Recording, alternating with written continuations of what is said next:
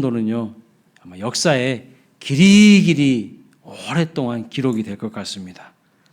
왜냐하면 12.12 사건, 5.16, 5.18과 같이 12.3 계엄령 사건이 역사에 길이 남을 것입니다.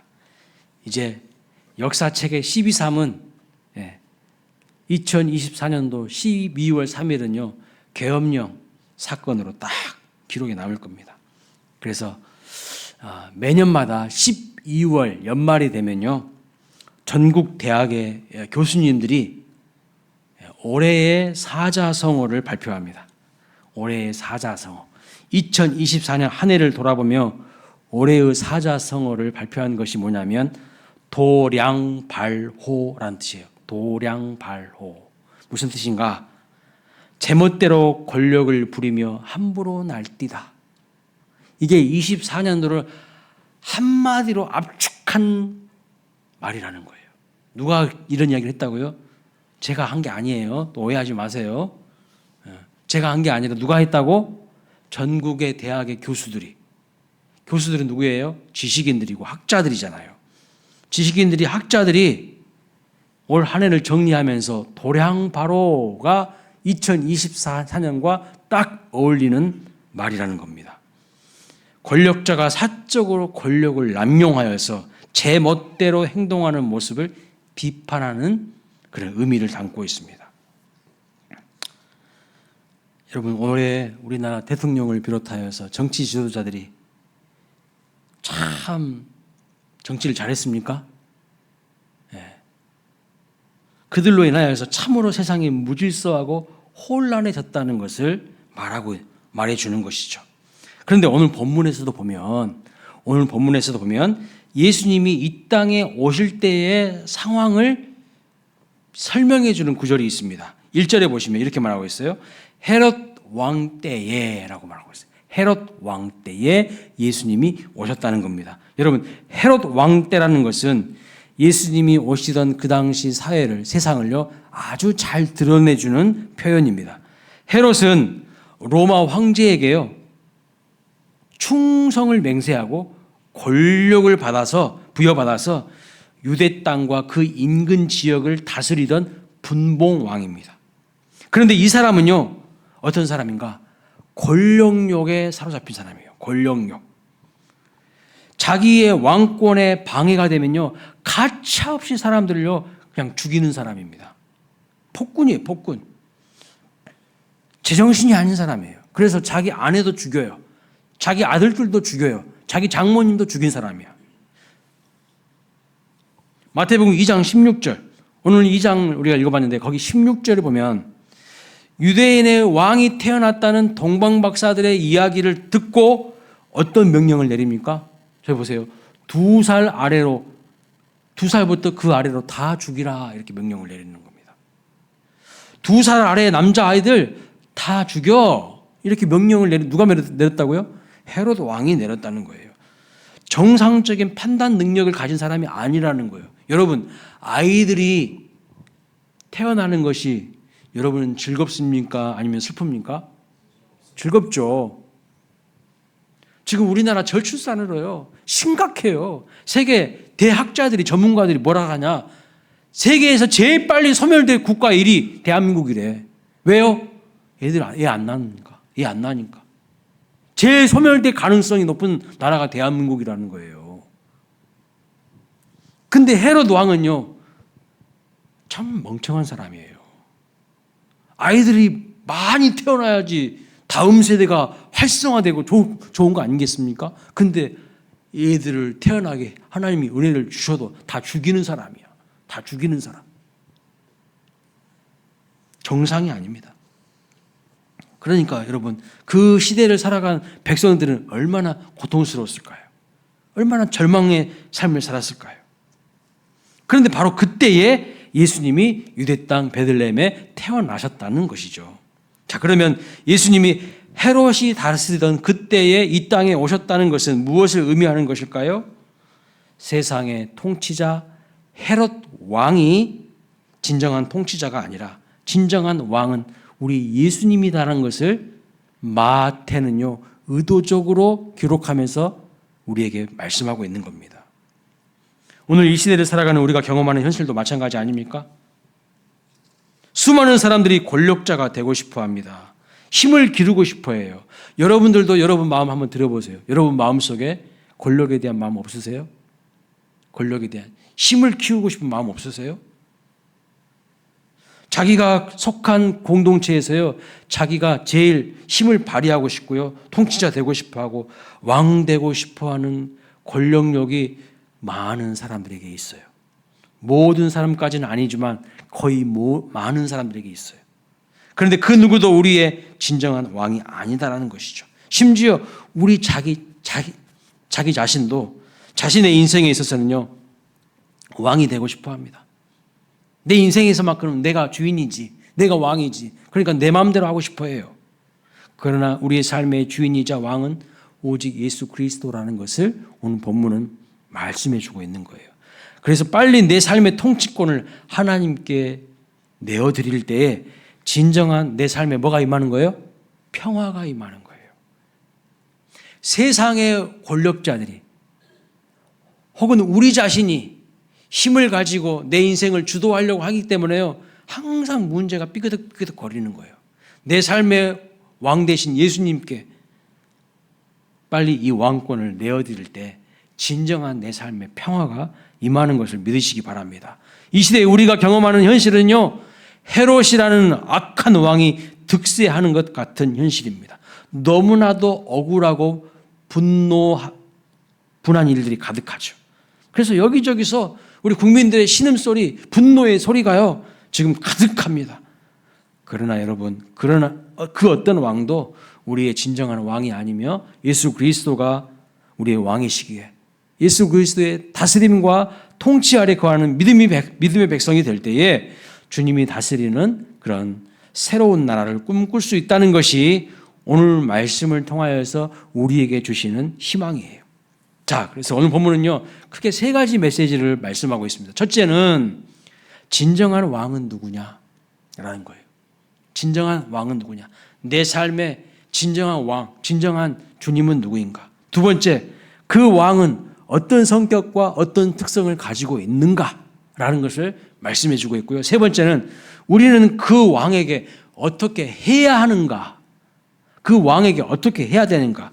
이게 오늘 본문에서 주시는 세 가지 메시지입니다. 2장 1절부터 16절에 있는 메시지예요. 첫 번째 메시지는요, 예수님이 진정한 왕이시다는 거예요. 동방 박사들이 별을 따라서 왕으로 태어나신 분에게 경배하기 위해서 여러 날 고생한 끝에 헤롯 왕궁까지 왔습니다. 여러분, 동방 박사들은 별을 보니까, 별을 연구하는 사람들인데 별을 연구하니까 이것은 왕이 태어난 거야. 이거는 어마어마한 왕이야. 슈퍼스타야. 하늘에 빛나는 별을 보고 고생해서 여러 날 거쳐서 여기까지 왔습니다. 그런데 여러분, 왕은 상식적으로 어디에 태어나는 것이 맞습니까? 왕궁에 태어나는 것이 맞죠? 그러니까 헤롯 왕궁으로 간 거예요. 거기 가서 왕으로 태어나신 분이 어디 계시냐 이렇게 물었습니다. 그런데 동방 박사들을 통해서 왕이 태어나셨다는 이야기를 들은 헤롯 왕은 어떻게 반응합니까? 3절에 보시면 이렇게 말합니다. 헤롯이 온 유대를 소동하게 만든다고 말씀하고 있어요. 이 소동이라는 단어를 신약성경 원문 헬라어를 보니까요, 타라소 이렇게 말하고 있어요. 무슨 뜻이냐? 흔들다, 동요시키다, 혼란시키다, 불안하게 하다는 뜻입니다. 그러니까 헤롯이 느낀 마음의 불안과 그 동요가 온 유대를 소동시켰다는 뜻이에요. 자기 마음이 불안한 거야. 자기 마음이 혼란하고 자기 마음에 동요가 일어나니까요, 온 잠잠했던 유대 땅을 다 소동시키게 만들었다는 것입니다. 요즘식으로 말하면요, 헤롯이 쿠데타를 일으켰다는 거예요. 친히 쿠데타를 일으킨 거예요. 자기의 왕권을 더 권력을 강화시키기 위해서, 내가 왕인데 누가 왕이야 하면서 쿠데타를 일으켰다는 뜻과 비슷한 거예요. 왜 헤롯은 소동을 일으킨 것입니까? 진정한 왕으로 오신 예수님을 경배하기보다는 자기 자리를 예수님이 자기 자리를 넘보는 자로 봤기 때문이에요. 진정한 왕으로 오신 그분을 경배하기보다는 내 자리를 넘보는 자로 보았기 때문에 죽이려고 하는 것입니다. 그래서 헤롯이 동방박사들의 이야기를 듣고 왕으로 오신 이가 어딘지 찾습니다. 경배하려고 찾습니까? 불순한 의도를 가지고 찾는 거예요. 불순한 의도로. 4절에 보십시오. 왕이 모든 대제사장과 백성의 서기관들을 모아 그리스도가 어디서 나겠느냐 물으니, 왕 주변에 대제사장들, 서기관들이 있었어요. 이 사람들은 어떤 사람이냐? 성경에 정통한 사람들이에요. 성경에 대단히 박식한 사람들입니다. 그래서 이들이 구약 성경에 메시아가 어디서 날 것을 다 예언하고 있는데 그 말씀을 이야기해 줍니다. 자, 미가서 5장 2절의 이야기를 하는데요. 본문 5절 말씀을 보겠습니다. 5절 시작.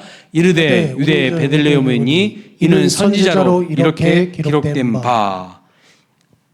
선지자로 이렇게 기록된 바. 여기서 말하는 선지자는 누구냐면요, 미가 선지자예요. 미가서 5장 2절에 있는 내용을 이제 대제사장들과 서기관들이 이야기하는데 6절 보겠습니다. 6절 시작.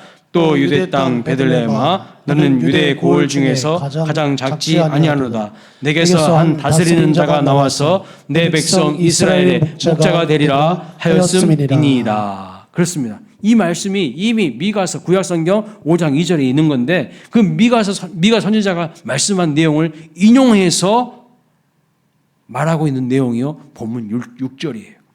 그러니까 왕이 태어나실 것을 오래전부터 하나님께서 하나님의 선지자들을 통하여서 구약 성경에 보면 예언하셨고 그분이 베들레헴에서 태어나실 것까지도 다 이야기를 했어요. 그래서 알고 있었던 대제사장과 서기관들이 말을 해주는 겁니다. 여러분, 이 사실을 알게 되었을 때, 듣게 되었을 때에 헤롯의 마음은 어땠을까요? 헤롯은 어떤 기분이었을까요? 기뻐하지 않았을 것이 분명합니다. 기뻐하지 않았어요. 자기의 왕권을 지키기 위해서 세상을 구원할 메시아이신 예수를 죽이기로 결심합니다. 여러분, 좋은 결심을 해야 돼요. 사람을 살릴 결심을 해야죠. 공동체를 살릴 결심을 해야죠. 그런데 이 지도자는요, 공동체를 죽일 결심을 하고요, 사람을 죽일 결심을 하고 있어. 다니엘은 어떤 사람이라고 했습니까? 뜻을 정하여서 하나님께 뜻을 정하여서 믿음의 결단을 하지 않습니까? 근데 헤롯 왕은요, 엉뚱한 결심을 해요. 그래서 8절에 보면 이렇게 말합니다. 동방박사들을 베들레헴으로 보내면서 왕이 태어난 곳을 알게 되거든 나한테 알려달라고. 내가 그 왕에게 경배하겠다고. 이렇게 이야기합니다. 그러나 여러분, 이것이 헤롯의 진심이었을까요? 아니요. 거짓입니다. 거짓말이에요.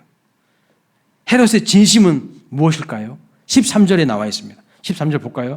읽어봅니다. 시작. 그들이 떠난 후에 주의 사자가 요셉에게 현몽하여 이르되 헤롯이 아기를 찾아 죽이려 하니 일어나 아기와 그의 어머니를 데리고 애굽으로 피하여 내가 내게 이르기까지 거기 있으라 하시니. 여기 보니까 주의 사자가 요셉의 꿈에 나타나서 뭘 말해주는 거예요? 헤롯이 아기 예수 죽이려고 한다. 이게 헤롯의 진심이다. 입으로는 말로는 왕께 경배해야죠. 그러니까 나에게 알려달라고, 어디서 태어났는지 알려달라고 하지만 헤롯의 진심은 그게 아니에요. 죽여버리려고 하는 거예요. 죽여버리려고. 누가 내 자리 넘봐? 그러니까 헤롯은 어떤 사람입니까? 위선자인 거예요. 위선자. 가면을 쓰고 살아가는 사람. 포장하는 사람이에요. 겉다르고 속다른 사람입니다. 앞모습과 뒷모습이 다른 사람이에요. 동방박사는요, 왕이신 예수님께 경배하기 위해서 예수님을 찾으러 베들레헴으로 떠납니다. 그러나 헤롯은 경배는커녕 죽이려고 하는 사람이에요. 그래서 헤롯의 진심은요, 3절에 보면 뭐라고 말하거든요? 소동을 일으키는 것이 헤롯의 진심이에요. 소동을 일으키는 것. 소요를 일으키는 것, 쿠데타를 일으키는 것, 그것이 헤롯의 진심이에요. 사람들로 하여금 불안하게 하고 혼란에 빠뜨리게 하는 것. 그 다음에 13절에 보면 헤롯의 진심은 사람을 살리는 것이 아니라 사람을 죽이는 것. 이게 헤롯의 진심이에요. 왜요? 자기의 권력욕을 충족시키기 위해서, 자기 자리를 보존하기 위해서, 욕심으로 충만한 사람. 헤롯이 왜 이런 마음을 품은 것입니까? 자기가 왕이라는 거예요. 내가 왕이다라는 거예요. 내가 왕. 오늘 우리도요, 예수 그리스도를 나의 왕으로 나의 주로 모시지 않으면 자기 자신이 왕되어 있을 때가 많고요. 아니면 다른 엉뚱한 것을 왕으로 받들어 섬겨요. 돈을 받들어 섬겨요. 돈이 나의 주여 주. 하나님이야. 왕이야. 그런 사람들이 한둘입니까? 주일도 못 지켜요. 자기가 왕이라고 생각하는 겁니다. 자기가 주인이라고 생각하는 거예요. 누가요? 헤롯이 그렇다는 거예요. 헤롯이. 오늘 우리도 예수 그리스도께 내 삶의 주권과 왕권을 이양하지 않으면 헤롯과 같은 사람이 될 가능성이 많습니다. 우리도 그래요. 결정적인 순간에요, 예수님 배신해요. 가룟 유다가 어떤 사람입니까, 여러분? 예수님 채찍꾼이야. 예수님 따라다니던 제자야. 근데 그 사람이 배신하잖아요. 그 사람이 배신해요. 왜요? 가룟 유다의 왕은 누구예요? 돈이었어요. 그러니까 은 30에 예수님을 팔아버리는 거예요.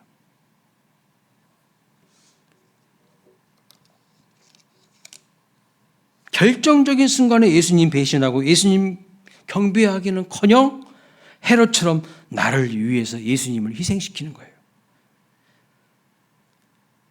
인간은요, 자기 스스로 판단하기에 가장 가치 있다고 여겨지는 그 대상을 섬기고 경배하게 되어 있어요.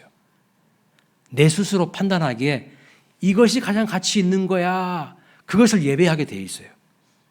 워십이라는 말이 영어로 예배라는 뜻인데, 워십의 뜻은 뭐냐면요, 가장 가치 있는 것, 워스 플러스 10이에요.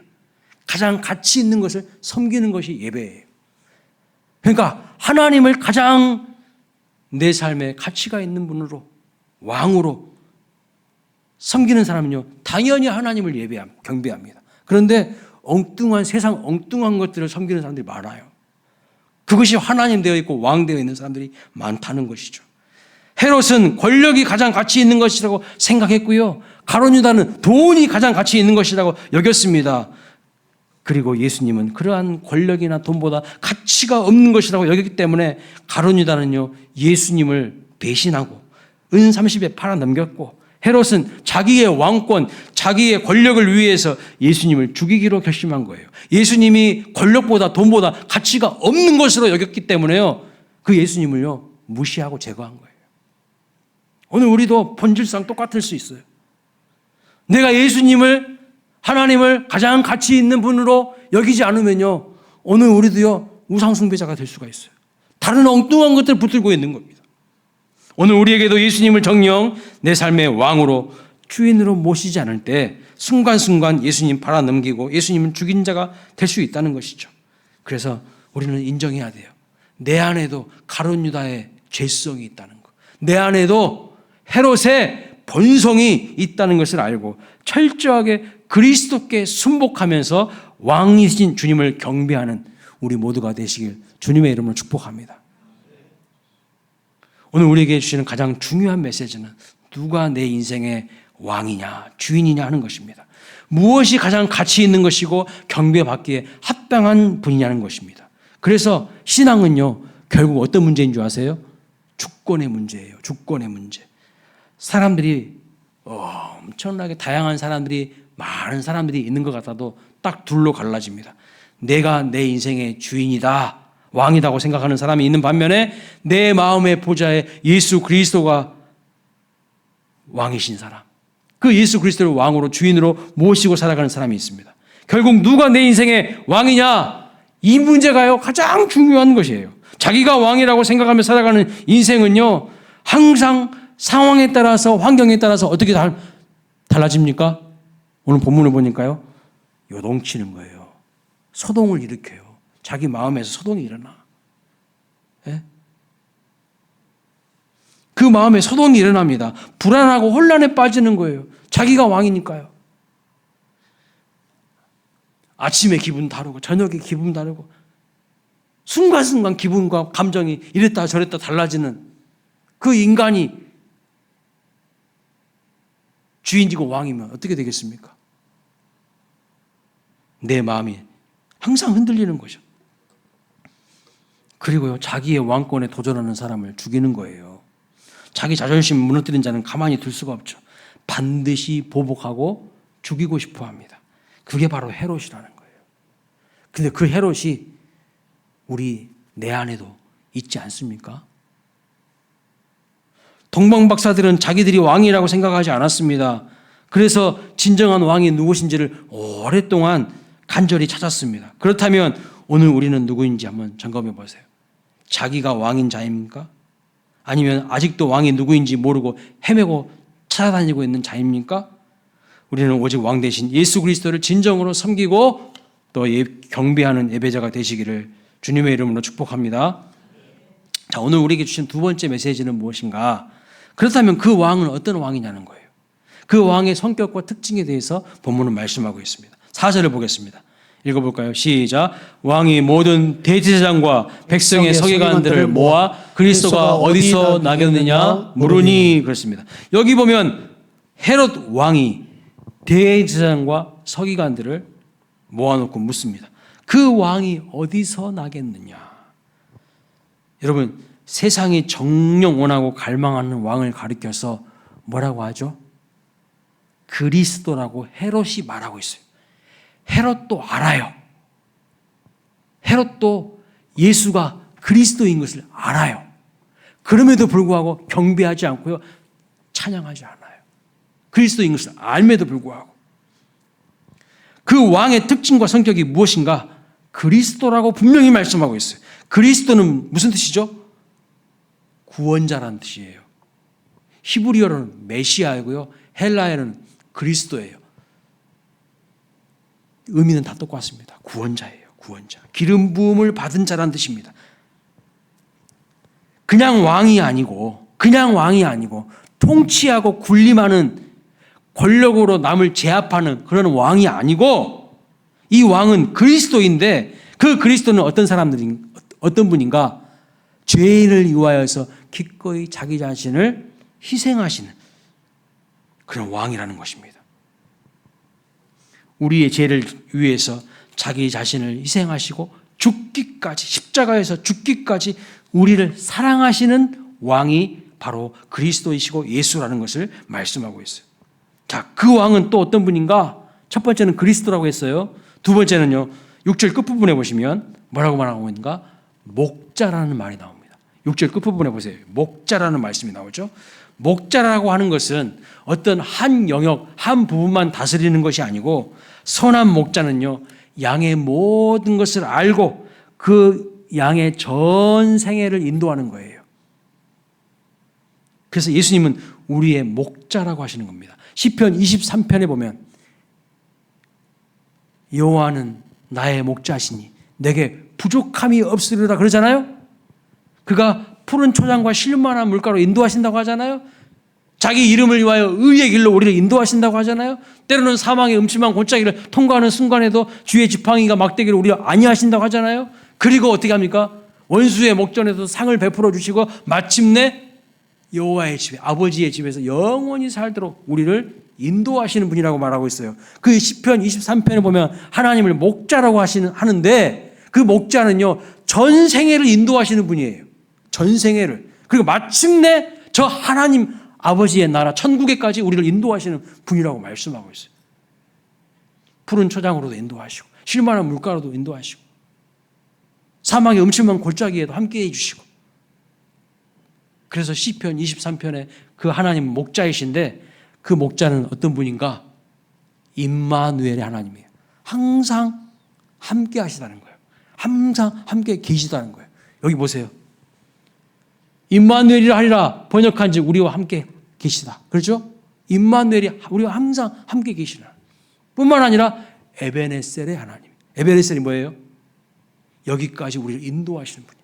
그러니까 임마누엘과 그 에베네셀을 묶어놓으면 뭐냐면요, 사랑이에요. 그게 하나님의 사랑이에요. 하나님의 사랑으로 우리를요, 목자 되신 그분이 품어주시고 돌봐주시고 인도하신다는 거예요. 그냥 헤롯 왕처럼 막 군림하고 억압하고 폭군으로 내 말 안 들으면 다 죽여, 그런 왕이 아니라는 거예요. 우리가 섬기는 왕, 그런 왕이 아니라는 겁니다.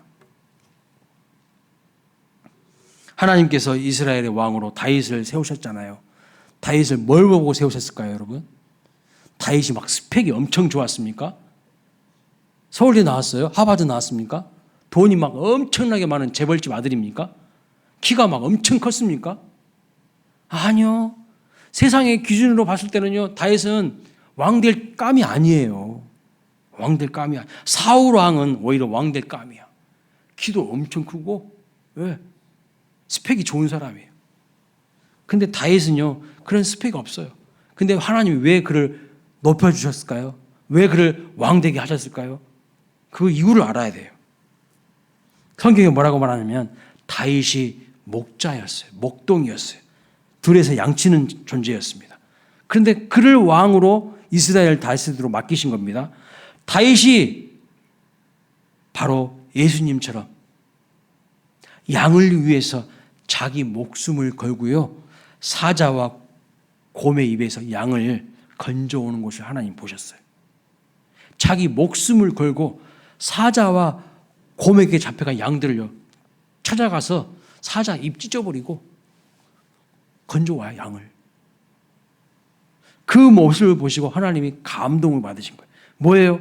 자기 목숨까지 내어놓고 그 양을 위해서 희생할 그 태도를 보시고, 마음의 중심을 보시고, 하나님이 그래, 내 진정한 양인 이 백성을 너한테 맡겨도 되겠다, 그렇게 하신 거예요. 그 다윗의 모습에서 예수님의 모습이 보이는 거예요. 자기를 희생하며 십자가에 피 흘려 죽기까지 우리를 사망에서 건져주신 예수 그리스도, 그분을 우리는요 왕으로 섬기고 있습니다. 그 왕이 여러분 부끄러우세요? 그 왕이 부끄러우시냐고요? 어떤 분들은 그 왕을 엄청 부끄러워하셔요. 그래서 밖에 나가서 밥 먹을 때 식기도 못해. 반면에 세상의 왕이었던 헤롯은 어떤 왕이었습니까? 폭군입니다. 잔인한 사람입니다. 자기 아내도 아들도 장모도 자기 권력을 유지하기 위해서 죽이는 사람이었어요. 왕이 태어났다는 소식에 2살 이하의 사내 아이들은 전부 죽이라고 명령한 사람입니다. 동방박사들에게는 왕으로 태어나신 분이 어디 계신 곳을 알려주면 자기도 경배하겠다고 하지만 사실은 왕으로 오신 아기 예수님을 죽이려고 했던 사람이에요. 이처럼 헤롯은 겉과 속이 다른 위선자이죠. 오늘 우리는 과연 누구에게 충성을 다해야 할까요? 우리는 무엇에게 여러분 열심을 다하고 충성을 하고 있습니까? 우리의 왕은 과연 누구입니까? 진정 참 목자 되신 예수 그리스도가 우리 모두를 다스리는 왕이 되시기를 주님의 이름으로 축원합니다. 우리의 왕은 그리스도이시고요, 우리의 왕은요 우리를 위하여서 목숨까지도 내어주신 분이셔요. 임마누엘과 에베네셀로 우리를 사랑하시는 분이십니다. 그렇다면 세 번째 메시지로 이제 그 왕께 우리가 해야 될 일은 무엇이냐는 거예요.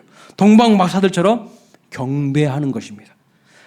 그럼 동방박사들이 어떻게 경배하는 삶을 살았습니까? 오늘 본문을 보면요, 동방박사들은 서로 다른 2가지 명령을 듣습니다. 첫째는요, 악한 헤롯 왕의 명령을 듣습니다. 7절 보세요. 7절 8절 읽어보겠습니다. 시작. 이에 헤롯이 가만히 박사들을 불러 별이 나타난 때를 자세히 묻고 베들레헴으로 보내며 이르되 가서 아기에게 대하여 자세히 알아보고 찾거든 내게 고하여 나도 가서 그에게 경배하게 하라. 예, 아기 예수 있는 곳을 발견하거든 헤롯 자기 자신에게 알려달라고 명령을 했어요. 왜 알려달라고 하는 겁니까? 자기도 왕으로 오신 아기 예수께 경배하겠다는 것입니다. 그러나 완전한 거짓말이죠. 이 거짓말의 음모 아래 동방박사들이 헤롯의 명령을 받은 것입니다. 그런데 여러분, 이 한 가지 명령만 있었던 게 아니에요. 또 한 가지 명령이 있습니다. 어떤 명령이죠? 12절 말씀 보세요.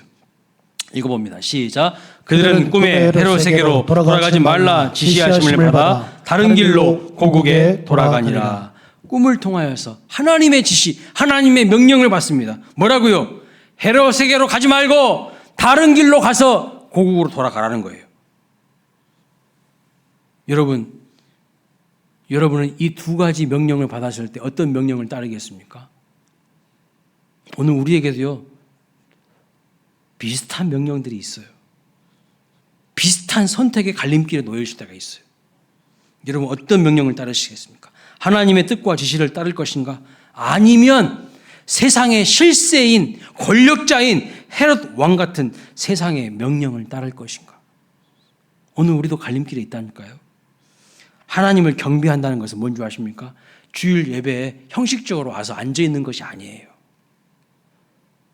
하나님을 경배하고 예배한다는 것은 어려움을 당해도 손해를 당해도 하나님의 뜻을 붙잡고 따라간다는 것이에요.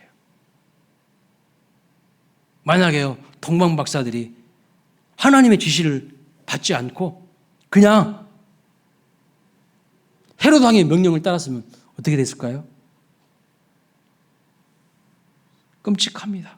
끔찍해요. 정령 하나님을 따르는 자들은요, 하나님의 뜻과 반대되는 헤롯의 명령을 거절할 수 있는 사람들인 거예요. 2차 세계대전 때 엄청난 유대인들이 학살당했습니다. 수도 없는 유대인들이 죽었어요. 그런데 한나 아렌트라는 독일의 철학자가 그를 조사해 보니까 그 엄청나게 많은 사람들을 죽이는 사람들 중에 아히이만이라는 사람이 있었어요. 아돌프 아히이만.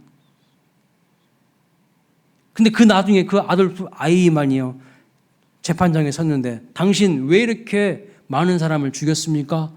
뭐라고 한지 아세요? 그 사람이 저는 그냥 명령을 따랐을 뿐입니다. 여러분, 그 명령이 정말 바른 명령인가 그렇지 않은 명령인가를 분별하는 능력이 없어요. 도덕적인 판단 능력이 없다고요. 그냥 명령하니까 따르는 거예요. 그런데 더 충격적인 사실은 그렇게 수많은 사람들을 잔인하게 죽였으면서도요, 아무런 양심의 꺼리낌이 없고 가책이 없고 그 사람의 가정을 가서 봤더니 그냥 자상한 아빠인 거예요. 자상한 남편인 거야. 충격을 받은 거예요. 그러면서 이 한나 아렌트라는 철학자가요, 글을 썼는데 악의 평범성이라는 내용을 이야기합니다. 악의 평범성. 평범한 사람들 속에서도 악이 있다는 거예요. 그렇게 사람을 잔인하게 죽여도 아무런 양심의 꺼리낌이 없어요. 2살 이하의 사내 아이들 다 죽여 해도요, 아무런 양심의 꺼리낌이 없어요. 양심이 다 죽어 있어요. 저는 이번에 계엄 사태를 보면서도요, 불쌍한 것은 군인들이에요. 잘못된 지도자 한 사람 때문에 많은 군인들이 어려움을 당하고 피해를 보고 있지 않습니까? 우리가 살펴봐야 될 것 마지막 것은 무엇입니까? 어떻게 하는 것이 왕으로 오신 예수님을 경배하는 것인가? 동방 박사들은 아기 예수님께 경배하면서요, 뭘 드렸습니까? 황금과 유향과 몰약을 드렸습니다. 그들이 드린 이 세 가지는 뜻이 있습니다. 황금은 무엇이냐면 고대 시대에 왕권을 상징하는 물건이에요. 왕권을 상징하는. 그러니까 예수님이 온 인류의 왕으로 오신 분이라는 것을 의미하는 겁니다. 유향은 뭡니까? 성전에서 하나님 앞에 예배 드릴 때 사용하는 물건입니다. 그래서 유향은요, 예수님이 우리의 대제사장이시면서 동시에 희생 제물이 되신 하나님의 아들이심을 상징하는 물건이에요. 유향은요, 예수님의 신성과 순교를 상징하는 물건입니다. 몰약은 뭡니까? 몰약은요, 시신이 썩지 않도록 하는 약품이에요. 그러니까 시신이 썩지 않도록 하면서 냄새가 나지 않도록 하는 것이 유향이에요. 유향. 그러니까 이 몰약입니다. 그러니까 몰약은요, 예수님의 죽으심을 상징하는 물건이에요. 정리해 볼까요? 동방박사들이 드린 이 세 가지 물건이 예수님이 누구신지를 정확하게 가리키는 물건이에요. 황금은 예수님이 왕이시라는 거예요. 예수님이 만왕의 왕이시죠. 왕권을 쥐고 계신 분이라는 거예요. 그 다음에 유향은 뭐라고요? 성전에서 드려질 때, 예배할 때, 제사할 때 드리는 향이에요. 성전에서 제일 중요한 건 뭐예요? 대제사장과 제물이에요. 그런데 예수님이 우리의 대제사장이면서 동시에 우리를 위하여서 희생 제물 되신 분이에요. 몰약은 뭐라고요? 죽은 시체한테 붓는 거예요. 죽은 시체의 부패를 방지하기 위해서. 예수님이 우리를 위해서 죽으실 것을 상징하는 물건이에요. 황금과 유향과 물량은 예수님이 왕이시면서 대제사장이면서 우리를 위하여 희생제물 대사 죽으신다는 것을 상징하고 있는 예물입니다. 말씀을 마치겠습니다. 오늘 우리는 누구를 경배합니까? 오늘 우리에게 묻습니다. 오늘 이 말씀을 통해서, 본문 말씀을 통해서 묻는 거예요.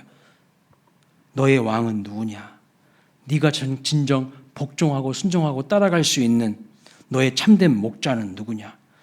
예수 그리스도가 과연 너의 왕이냐? 아니면 다른 엉뚱한 것들을 왕 삼아 주인 삼아 살아가고 있지는 않느냐? 네가 정말 섬기는 분이 예수 그리스도가 왕임을 믿는다면, 고백한다면 너는 그 왕이신 예수님께 합당한 황금과 유황과 몰약과 같은 귀하고 값진 것으로 그분을 과연 경배하고 있느냐? 너는 세상의 명령을 따르고 있느냐? 아니면 하나님의 명령을 따르고 있느냐? 너를 위하여 죽기까지 너를 사랑하신 그분을 너는 지금 어떻게 섬기고 있느냐? 과연 세상의 헤롯과 같은 자들이 아닌 하나님의 말씀 앞에 순복하며 감사함으로 따라가고 있느냐? 이것이 오늘 우리에게 말씀하시는 하나님의 음성입니다. 이 본문을 통해서 우리에게 주실 말씀이에요. 정말 바라는 것은 여러분의 마음과 인생 가운데에 예수님을 왕으로 섬기며 경배하시길 주님의 이름으로 축복합니다. 세상이 혼란하고 소동 가운데 있을지라도, 지금 우리 세상이 소동하고 혼란 가운데 있지 않습니까? 그럴지라도 그 모든 것을 다스리시는 왕이신 주님을 온전히 경배하시는 저와 여러분 되시기를 주님의 이름으로 축복합니다.